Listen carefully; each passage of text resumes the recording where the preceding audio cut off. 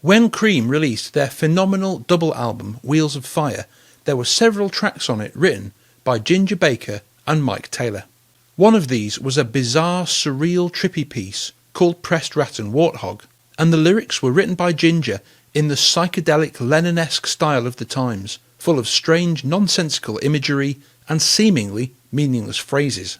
Today, I want to take a closer look at the lyrics to this song and see if there is any suggestion that these kind of nonsense verses might be written about a real person and a real situation. Are there any clues to suggest that this song might be something more than just a piece of Lewis Carroll-style poetry? And if so, is it possible for us to piece together some kind of hypothetical meaning hidden in amongst all the strange symbolism, imagery and wordplay? While there may be more information out there, I'm only aware of one comment from Ginger explaining anything at all about the meaning behind this song. It's on gingerbaker.com and consists of just one single sentence. It was a silly goon inside joke. The Goons were a radio comedy group who were massively popular in the UK in the 1950s. They are considered to be a large part of the inspiration behind Monty Python's surreal work, and John Lennon was also a fan. So when it comes to making sense of this song, we only have that one sentence from Ginger, but from it we nevertheless get a little nugget of information that we can use. The song was based on something. It was based on an inside joke. So it wasn't necessarily all just meaningless nonsense. Apparently it might have meant something to the people in the band. Even if the song was just mostly nonsense, there was some meaning there. But before we start digging in and looking at what it all could mean, let's read through the few short lines of psychedelic lyrics. Pressed Rat and Warthog have closed down their shop. They didn't want to, 'twas all they had got, selling atonal apples, amplified heat, and Pressed Rat's collection of dog legs and feet. Sadly they left, telling no one goodbye. Pressed Rat wore red jodhpurs, Warthog a striped tie. Between them they carried a three-legged sack, went straight round the corner and never came back. Pressed Rat and Warthog have closed down their shop. The bad Captain Madman had told them to stop. The bad Captain Madman had ordered their fate. He laughed and stomped off with a nautical gait. The gate turned into a deroga tree, and his peg leg got woodworm and broke into three. Pretty random, trippy and strange. You could definitely be forgiven for thinking it doesn't mean anything. But let's press on anyway. If you want to make sense of the lyrics to a cryptic song, quite often it's important to recognise firstly that many songwriters write about what's happening to them in their lives at the time. And therefore, secondly, it's also important to do a bit of research, a bit of digging through biographies and histories to get the big picture of the situation in which the song was written. So to sketch out the context in which Ginger wrote these lines, I want to share a clip from my documentary on the story of Cream, and a few stories from the band in the era of the Wheels of Fire album. Ginger was caught in the middle of a sound war and a solo war on stage, but Eric, who was a much more sensitive person, was caught in the middle of the never-ending battle between Ginger and Jack. And he was clearly now reaching the point of being utterly unable to cope mentally with what they were putting him through. Cream performed in a Danish film called On a Saturday Night, miming to two of their songs, We're Going Wrong and World of Pain. And it was during this film shoot that Eric's will to stay in the band apparently finally broke. After a film shoot in Copenhagen, Eric was reduced to tears by the intensity of the arguments between Jack and Ginger.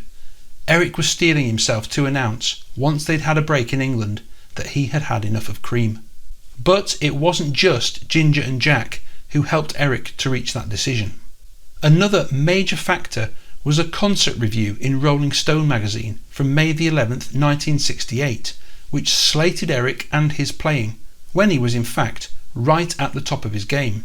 Ginger says there had been an article in Rolling Stone written by the guy who would one day be Bruce Springsteen's manager. This piece had a terrible effect on Eric. This betrayal by the music press, combined with Jack and Ginger's war and the whole band's deafening stage volume, worked together to bring everything to a head. Ginger says, "I'd get into the hotel after a gig and my ears would be making terrible noises. One night I stood up from my drums and went over to Jack.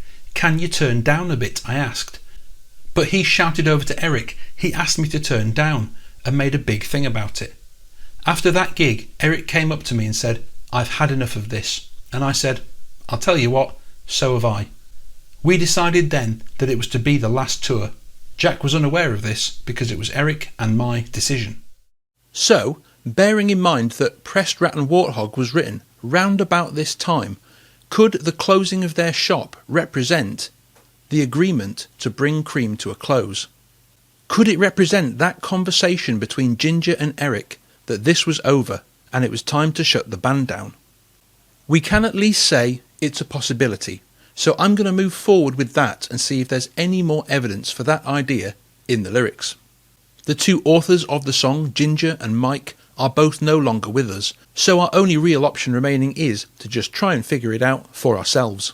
Before we continue, I should point out that there is an extremely silly definition of Pressed Rat and Warthog, which, if you want to, you can read about on Urban Dictionary. However, as far as I can tell, this definition came about after the song, not before. So the extremely silly act described on Urban Dictionary, I believe, was named after the song, not the other way round. So now let's take a closer look at the characters in this song and see if there are any clues as to whether they represent real people or if they are just nonsensical, fictitious inventions. There are three characters. We've got Pressed Rat, we've got Warthog, and we've got the Bad Captain Madman, who comes into the lyrics later on in the third verse. So, three characters. Could each one represent a member of the three-piece band? The next question we have to ask is, are there any parallels between the characters described in the lyrics and the real-life characters in the band? Pressed Rat sells atonal apples, which could be interpreted as drums, and Warthog sells amplified heat, which could be interpreted as an amplified electric guitar. So, just for fun, let's pursue that theoretical interpretation. Pressed Rat could be Ginger, and Warthog could be Eric. Is there anything else in the lyrics to support this idea? Interestingly, there is. Pressed Rat wore jodhpurs, which are an item of clothing specifically designed for horse riding. And, as it happens, Ginger Baker was a polo fanatic and maintained a whole stable of horses throughout his life. So, Pressed Rat could potentially be Ginger, the horse fanatic who plays atonal apples, drums. And we find out that Warthog wore a striped tie and sold amplified heat. So if amplified heat is a fairly apt description of Eric on lead guitar, what does the striped tie represent? It could just be nonsense, but for the sake of this interpretation we could suggest that it might be a reference to this man, Robert Johnson. Back then there were virtually no pictures available of the musician who influenced Eric more than anyone else, but this was the best known picture, and there's Robert wearing a striped tie. Of course, this is all just a bit of fun, but if Eric is Warthog, he could be seen to be wearing a striped tie to represent the bluesman he most wanted to emulate.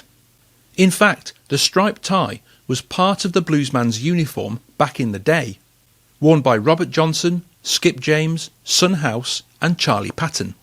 And interestingly, Eric took this blues uniform so seriously that when he released Me and Mr. Johnson in 2004, which I absolutely love, one of my favourite albums he ever made, look what he's wearing on the front cover. There it is, a striped tie. As we carry on in the lyrics, we see there are lots of threes in this song. 3 characters, a 3-legged sack, and at the end, a peg leg that gets woodworm and breaks into 3.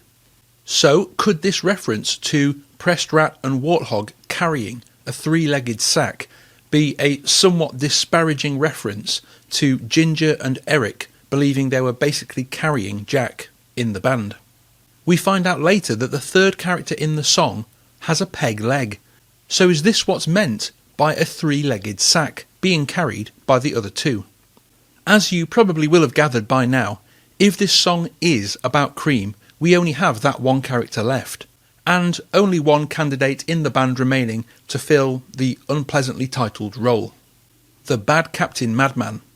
If this song is about the band, then this is potentially Jack. Jack Bruce was the frontman of the band, Eric considered him the leader, so the title of captain does seem to fit. He was technically the captain of the good ship Cream, but Ginger didn't seem to think he was a good one.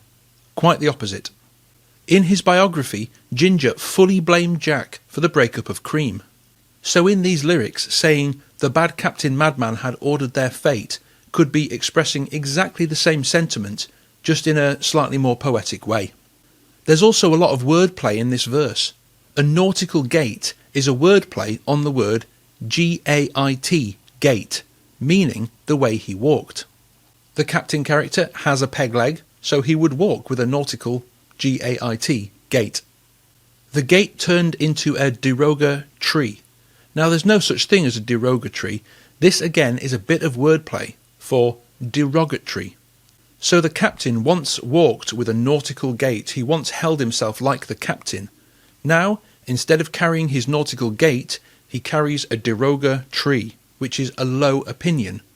Where he once held himself like a true band leader, now he walks around with a chip on his shoulder. And that last line, his peg leg got woodworm and broke into three. Could that again be a reference to the three members of the band splitting and going their separate ways? As I've said, all of this is totally hypothetical, it's just a bit of fun, and we'll never know for sure. The whole song could just be a load of drug-fueled, meaningless nonsense. But here's an interesting little reference point for deciphering the meaning of Pressed Rat and Warthog. When Cream reunited for their shows at the Albert Hall in 2005, they performed Pressed Rat and Warthog live for the first time. And after the song, Ginger said, "I have been instructed to inform you that Pressed Rat and Warthog have reopened their shop and they're selling t-shirts with Cream and jackets and things." The band were, at long last, reunited and open for business again. And so, therefore, so was Pressed Rat and Warthog's shop. Perhaps they were always meant to be one and the same. So when he says Pressed Rat and Warthog have closed down their shop, if we interpret that to mean Ginger and Eric have shut down their band, we do actually find a historical basis for the idea that this was Ginger and Eric's band, because they were the two who came up with the idea, they were the two founders. So perhaps Ginger could be justified in saying it was their shop.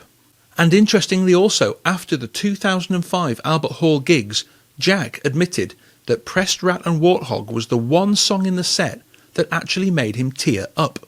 I wonder why. If it was just a load of nonsense poetry, why on earth would he have that kind of emotional reaction to it? I don't know, but perhaps he always knew that it was, in some way, possibly unfairly, kind of aimed at him. And at that time the three of them had finally reunited and were basically mates again. And maybe that's why it was so moving to him. There are several lines in this song that I don't really have any idea how to interpret. For example, what is Pressed Rat's collection of dog legs and feet? If you have any ideas of how that could fit into the interpretation, I'd love to know in the comments below. Another song that Ginger wrote the lyrics for Cream was on their final album, Goodbye, and just from the title alone you can see it was clearly similarly somewhat autobiographical. It was called What a Bring Down, and it appeared on their Goodbye album that heralded the end of Cream. And even though the lyrics are just as strange and psychedelic and obscure as Pressed Rat and Warthog, it doesn't take a genius to guess what the bring down was.